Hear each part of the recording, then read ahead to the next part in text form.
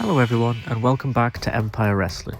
Or, if you're new here, thank you for clicking on this video. I hope you stick around. Today I want to talk about something that means a lot to me and my wrestling fandom.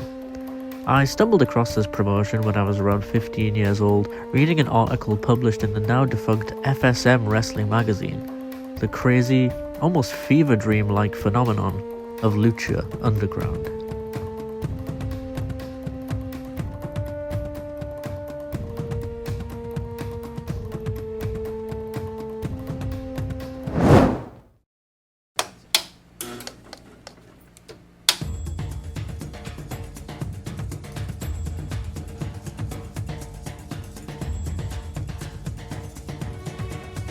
Lucha Underground was a pro wrestling promotion fused with all the great aspects of any great TV drama.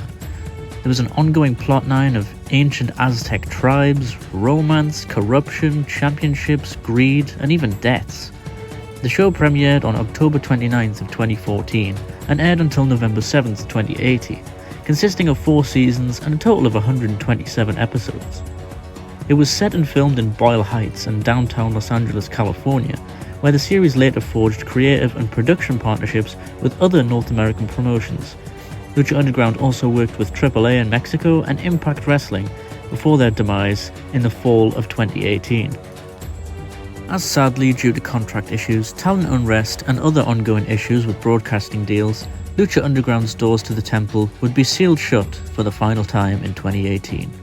Well, MLW did try to revive the once beloved promotion in October of 2020, but as they do with most good things they're gifted, they rubbed it round in a big pile of shit, renamed it Aztec Lucha, made it a side act on their flagship show MLW Fusion, and it seems to have hardly gained a mention in the last few months, rendering the notice of a reboot short-lived and practically obsolete. But in all fairness, MLW managed to incorporate several aspects of Lucha Underground the fans adored, teasing the eventual debut of former kayfabe owner Dario Cueto, now named Cesar Duran. The vignettes and website they had set up seemed pretty cool. One kayfabe ad on the Aztec Lucha site referenced them looking for a new location or underground space to run shows, alluding to a return of the temple in Boyle Heights, or at least a temple equivalent. This was not to be the case at all. The initial hype and buzz around the so-called reboot was quickly dashed. But enough with the sad stuff, let's focus on the good. The original, creative, wacky ride of Lucha Underground. True wrestling cinema.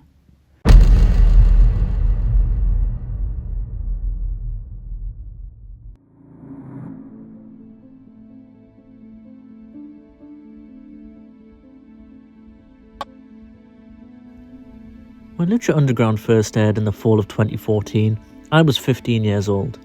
And I've been a wrestling fan since around the age of 7. My eyes were beginning to open to many new wrestling promotions outside of just your big names such as WWE, TNA, and New Japan at the time.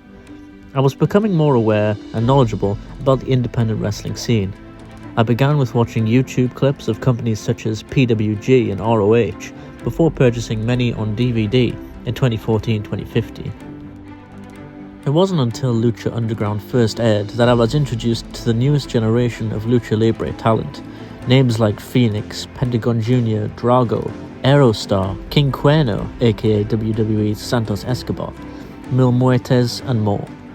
Legendary luchadors I'd seen growing up, such as Rey Mysterio, Vampiro, Chavo Guerrero, and Blue Demon Jr., as well as West Coast-based indie wrestlers such as Brian Cage, Willie Mack, Ricochet, AR Fox, Jeff Cobb, Angelico, Shane Strickland, the list goes on. But this wasn't just any regular wrestling company. This was cinematic. Everything was filmed and shot like a Spanish soap opera, matches were held in an old abandoned underground temple, and the owner Dario Cueto was a shady businessman, hell-bent on giving bloodshed to the fans, aka his believers. The action was fast-paced as you'd expect from any other lucha show, however, every match felt like it meant something. There was always ongoing feuds between the Aztec tribes, as well as the lore behind the tribes being revealed each episode. It was fantastic. Sure, the idea of this new cinematic soap opera wrestling show where characters are from Aztec tribes and some are even killed off throughout the show was a wild idea, and certainly had its detractors, mainly that of old school fans and wrestling alumni, particularly, surprise surprise, Jim Cornette. Cornette said on his podcast, quote, "This is more embarrassing than anything I could have dreamed of. It's a TV show, it's a movie, it's not wrestling. It's not a sport. They make no pretense of even attempting to make this shit believable. The production is incredible. It looks like Scorsese directed it. The cinematography is wonderful. I can't say enough about the production. And it's another nail in the coffin of wrestling to be taken seriously as a sport or anything that's not completely predetermined." End quote. And if you know anything about Cornette, the irony of a man who was one of the most wacky, cartoonish, unrealistic characters in the history of pro wrestling asking anyone to still harp on about wrestling not being taken seriously is kinda beyond me. We all know wrestling is predetermined, and keeping up kayfabe in 2025 is pretty much impossible. The reason I and millions of others love pro wrestling is because of the way it makes you feel. We still all suspend our disbelief. We still have the urge to make it feel real, even when it's not. Anyway, back on topic. Lucha Underground was far from reality. People being sacrificed to the Aztec gods, fighting for tribal supremacy, and heart-wrenching character backstory. But it didn't stop it from being gripping television. It's also important to note that the actual in-ring wrestling was far from an afterthought on the show.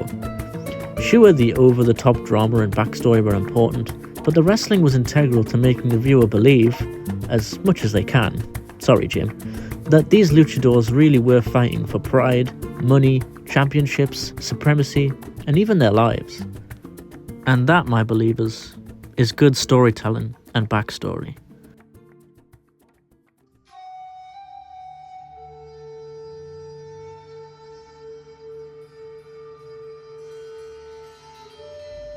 So, that backstory and lore I was talking about, it runs pretty deep in the Wild West of Lucha Underground. Right from the very opening sequence of the pilot episode, the ancient Aztec tribes are introduced. The narrator references the Aztec Empire, which was built by the 7 tribes, ancestors of the luchadors. These 7 tribes consist of deer, eagle, moth, rabbit, jaguar, death, and reptile. This is then immediately fused with lucha libre, with the story being told of how luchas have been a 100-year-old way of honouring the ancient traditions of combat. Dario Cueto, the kayfabe owner of the company and shady business proprietor, can be seen at a AAA show in Mexico, offering management a duffel bag full of cash to allow some of their talents to compete for him in his temple across the border in California, USA. The backstory for a lot of the wrestlers was a very intriguing and integral part of the promotion, certainly for myself, as storytelling is very important from a fan perspective to build hype, intrigue, and excitement. Another reason that pro wrestling is an untapped goldmine of opportunity, backstory. You can make it up entirely, 100% fiction, but it has to be done right. It has to make somewhat sense, and garner real reactions and emotions from your audience. For me at least, Lucha Underground did just that. The matches and constant plot lines left me entertained and desperate for more, and made everything on the show feel important. Look, it was far from your average pro wrestling show, but maybe something more companies should consider doing in the future. Lucha Underground carved their own niche in 2014, and they created something truly special.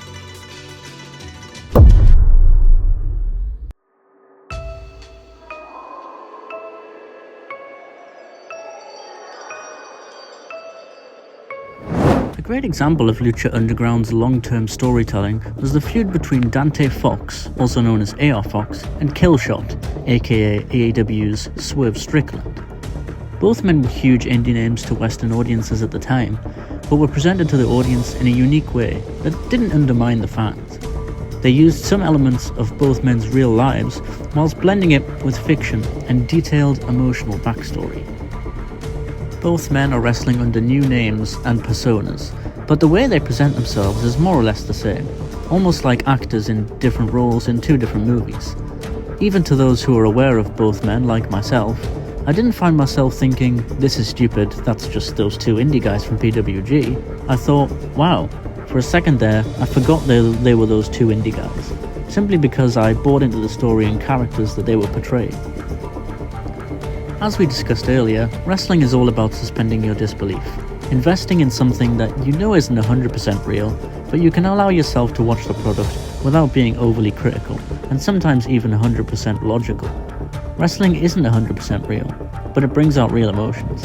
The same way Forrest Gump isn't real, but it makes me cry with every rewatch, because Tom Hanks has my heart in the palm of his hands. But that's a story for another time. The backstory of Killshot, a Lucha Underground original, is that of a former army sniper who had to kill his way out of a prisoner of war camp in Afghanistan to get where he is today. And you ain't gonna see that storyline elsewhere, let me tell you. Killshot's story is told over many weeks of programming, saying that he's enlisted to join the US military the day he turned 18, hence the nickname Killshot for his accuracy as a sniper.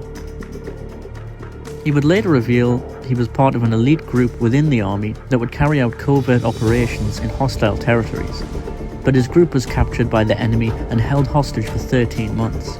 This is then followed by a pretty wild video montage of Killshot escaping and, for lack of a better word that YouTube might demonetize me for, unalived several terrorists with a pistol and his bare hands. Like I said earlier, you ain't gonna see anywhere else in wrestling a storyline like this. Killshot says he doesn't know if any of his comrades made it out alive, and that to the US military, his special ops group practically never existed, seeing as the mission had failed. Killshot dons a black mask with a target as the emblem, again making his identity clear, or perhaps not, as he ends the vignette by saying he's a man with no identity, he fights to forget his past, and that he hopes his comrades make it out alive someday too. While working out backstage, Joey Ryan, yes, I'm aware he's been cancelled into oblivion, and rightly so, approached Killshot with an unmarked envelope. Inside the envelope was a burnt, haggard piece of paper with the message, "You left me for dead," written on it. Following a losing effort against the Monster Matanza, played by New Japan's Jeff Cobb a couple of weeks later, Killshot was met with a ghost from his past, in the form of Dante Fox. "I thought you were dead," Killshot shouted as he attempted to embrace Fox with a hug, but Fox was having none of it, quickly attacking him and leaving him laid out in the ring, with Fox's dog tags on his chest. The two would face off in a match a few weeks later, and it was obvious that Killshot was conflicted about fighting his former brother in arms, a man who he assumed was dead, and in the end, that cost him the victory. The two finally squared off at the season's finale of Season 3, titled Ultima Lucha Tres. This was the name of every season's finale, Ultima Lucha, and kind of put a lid and tied together most of the major storylines throughout their respective seasons. The feud between Fox and Killshot was certainly one, if not the most memorable arcs throughout the entire 4-season phenomenon. Killshot had tried to explain that leaving Fox behind was never his intention, but saw an opportunity to save himself and he seized it, as well as explaining that if he could have saved Fox, he would have done so in a heartbeat. Seeing that none of this rationale was getting past Fox's anger and blind rage, Killshot challenged Fox to a Hell of War match, promising to not leave his brother behind this time. He was going to suffer an even worse pain by losing to him in front of the believers. The Hell of War match type was essentially 3 stages of hell, those stages being first blood match, no disqualification, and finally an ambulance match if the score was tied at 1 each. And of course, wrestling being wrestling, we did indeed need the 3rd stage after all. With Fox besting Killshot in the first blood match, Killshot clawed level with the win in the no DQ stipulation, setting up an almighty climax. With a glass bottle to the head, Fox fell, almost in slow motion, from the top of the arena, crashing through several planes of glass. To my 15-year-old eyes, this was madness. And hell, to my 25-year-old eyes, this is still madness. Fox's back was pouring with blood and shards of glass covering every inch, as Killshot would pick him up and carry him. Very appropriate storyline-wise, seeing as Fox was upset he was left behind during the kidnapping. Killshot put Fox over his shoulder and put him in the back of the ambulance, slamming the door shut, ending the match and one of the greatest and out there feuds in modern wrestling. Overall, it was brilliantly brutal, over the top soap opera levels of drama and action. And that, my friends, is pro wrestling and Lucha Underground in a nutshell.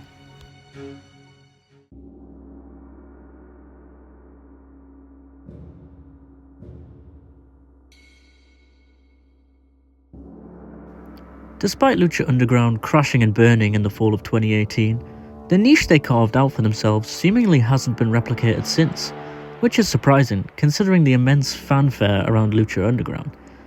It's somewhat of an untapped goldmine in a populous market. Sure, there's an unlimited supply of pro wrestling content out there that anyone can consume with a click of a few buttons, but nothing quite like Lucha Underground, at least not for myself anyway. There have been plenty of great TV shows, movies and biopics based around wrestling, such as Glow and The Queen of Villains on Netflix, Iron Claw and the Queen of the Ring movies. However, nothing involving current in-ring talent, where the in-ring work is valued as much as the production, and plethora of storylines ranging from realistic to full-on sci-fi. Many of the major Western wrestling promotions, such as WWE, TNA and AEW, have utilised cinematic wrestling over the recent years, particularly WWE during the pandemic era, to help build around Bray Wyatt's character, The Fiend. TNA had their Hardy Compound matches and Final Deletion, and AEW had shot matches with a cinematic feel too, for the likes of Darby Allin and Sting, as well as their Stadium Stampede matches. Despite all of this, as far as I'm aware, no major company globally is doing anything remotely close to the lightning in a bottle that was Lucha Underground. Lucha Underground was energetic, fast-paced, storytelling at its finest. And as I mentioned earlier, if it wasn't for shady financial issues and contract controversy, the promotion might still be around today.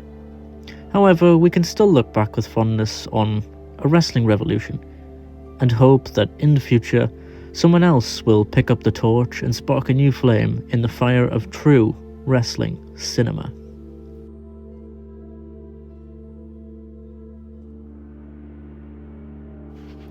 Thank you all for watching. I hope you enjoyed the video. If you haven't already, please like and subscribe and share this video with your friends and hit the bell for post notifications. As for me, until next time, Empire out.